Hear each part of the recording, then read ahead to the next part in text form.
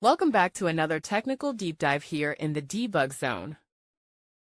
Today we're tackling a big question and breaking it down with insights from other users. Hopefully this clears up some misconceptions and helps you get the answer you need. So buckle up, stay a little curious, and let's jump right in.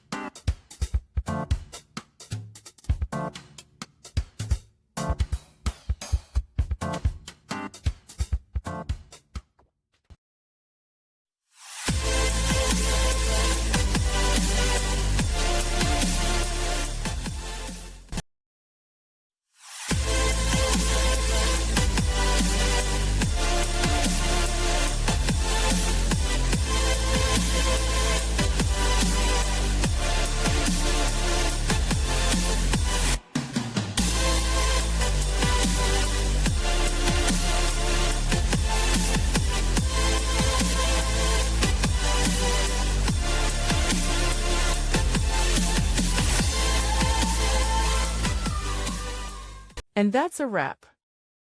I hope you found the answer you were looking for.